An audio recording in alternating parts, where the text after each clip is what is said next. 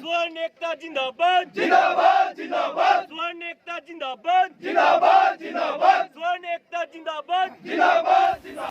स्वर्ण आयोग को लेकर रेणुका में एक महासभा का आयोजन किया गया। ये महासभा जामू भोज की 7 पंचायतों की महासभा जामू के देवभूमि क्षेत्रीय संगठन अध्यक्ष रुमित सिंह ठाकुर और देवभूमि स्वर्ण मोर्चा अध्यक्ष मदन सिंह ठाकुर की अध्यक्षता में संपन्न हुई। इस महासभा में खाला क्यार, जामू कोटी, भाटगढ़, कोटी धीमान, छोबोगर, खुर्द्राबिल, जरग आदि पंचायतों से सैकड़ों राजपूतों ने भाग लिया और संगठन की कार्यकारिणी का गठन किया गया। देखिए, आज जामू भोज में जो आज स्वर्ण आयोग के स्वर्ण लोगों की जो मीटिंग हुई, बैठक हुई, उसमें सभी स्वर्ण लोगों ने जो मुद्दा रखा है, हम किसी भी वर्ग का अधिकार छीनने की बात नहीं कर रहे हैं, किसी भी वर्ग का आयोग गठन की बात नहीं कर रहे कि भी उनका गठन नहीं होना चाहिए।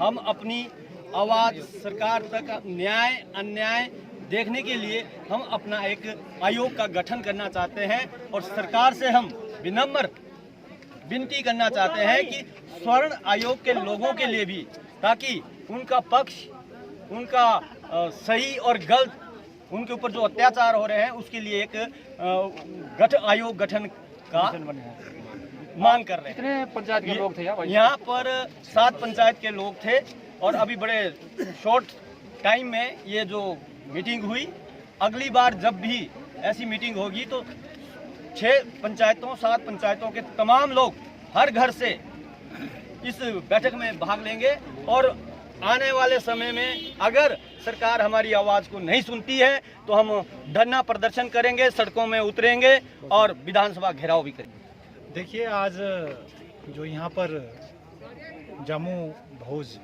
में एक बैठक का जो आयोजन किया गया, इसमें हमारी रेणुका कॉन्स्टिट्यूंसी की 7 पंचायतें, इसके नौजवान लोग, बुजुर्ग लोग यहाँ पर एकत्रित हुए थे और मुद्दा हमारा एक ही है कि इस आयोग का, स्वर्ण आयोग का गठन हो।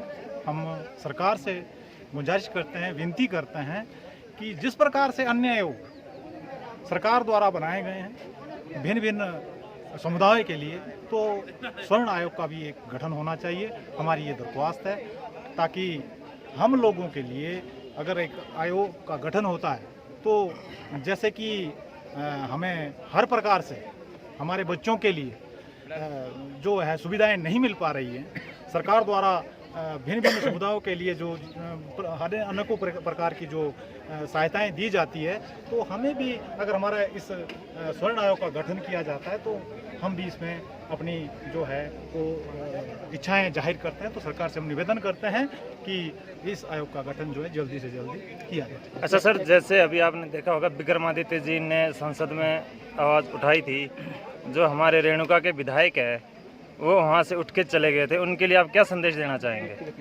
मैं ये एक बहुत ही मैं कहूँगा एक दुर्भाग्यपूर्ण घटना है, जिस विषय में हमारे टीका साहब ने एक स्वर्ण आयोग का एक मुद्दा विधानसभा में रखा था। हमारी बात उन्होंने वहाँ पर रखी थी और किसी भी प्रकार का उन्होंने किसी भी जाति का या भेदभाव ऐसा कोई बात नहीं थी। तो वहाँ पर मैं चाहता हूँ कि विनय जी क्या जितने भी हमारे 68 जो विधायक थे वो उस पर सहमति अपनी दर्ज कर सकते थे, वो क्योंकि किसी एक समुदाय के लिए की बात नहीं या किसी भी समुदाय का हक नहीं छीना जा रहा था।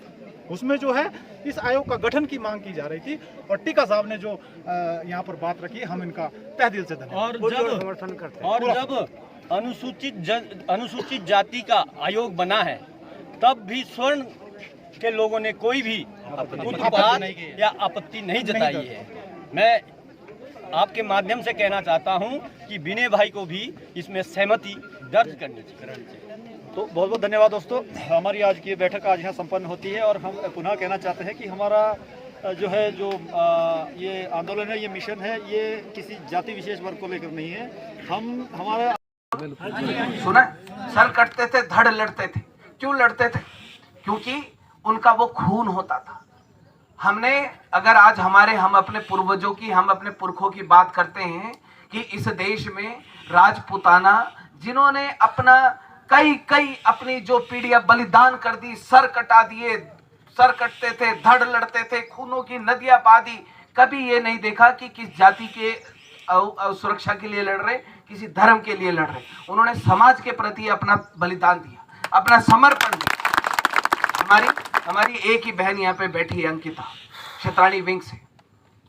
जब हम लोग, जहाँ पर हमारी माताएं बहनें होती हैं, जिस सभा में हम लोग कहते हैं कि ये क्षत्राणियां वो क्षत्राणियां हैं जिन्होंने इस देश में ये जो राजपुताने का जो नाम चलता है, राजपुताने का जो इतिहास लिखा, इनकी बदौलत लिखा गया। अगर ये ना होती तो आज राजपूत ना होता, ये ना होती तो आज राजपुताने का इतिहास ना होता, अगर ये ना होती तो राजपुताना ये ना कह पाता कि हमने इस देश में बलिदान दिया है। क्योंकि इन माताओं, इन बहनों ने अपने कलाई की चिंता नहीं करी कि किसको राखी बांधेगी। इन क्षत्राणियों ने ये चिंता नहीं करी कि कोख में जो बच्चा जिसको 9 महीने पाला है वो हमारे पास वापस लौट के रणभूमि से आएगा कि नहीं आएगा, उसकी गर्दन हमारे पास आएगी, उसका धड़ हमारे पास आएगा। एक क्षत्राणी ने ये चिंता नहीं करी कि जिसके नाम का उसने सिंदूर अपनी मांग में भरा है, जब वो रणभूमि में लड़ने के लिए जाएगा तो वो वापिस आएगा कि नहीं आएगा, उसकी मांग सुनी होगी कि नहीं होगी, उसने ये चिंता नहीं करी।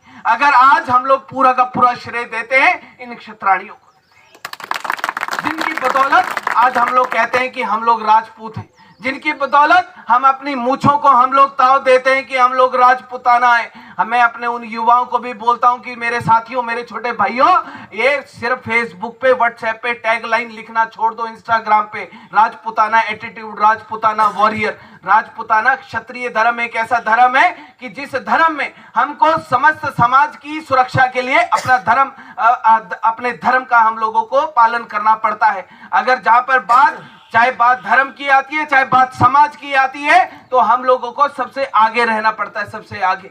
क्योंकि वॉरियर क्यों कहा गया, योद्धा क्यों कहा गया? योद्धा इसलिए कहा गया कि जब अन्य लोगों ने अपनी गर्दन कटाने से 10 कदम पीछे किए, तो हम लोग थे जिन्होंने अपने 10 कदम आगे बढ़ाए कि सर काटेंगे भी और सर कटाएंगे भी, लेकिन अपने समाज को हम लोग अकेला नहीं छोड़ेंगे। आज स्वर्ण एकता जिंदाबाद, जिंदाबाद, जिंदाबाद। स्वर्ण एकता जिंदाबाद, जिंदाबाद, जिंदाबाद। स्वर्ण एकता जिंदाबाद, जिंदाबाद, जिंदाबाद।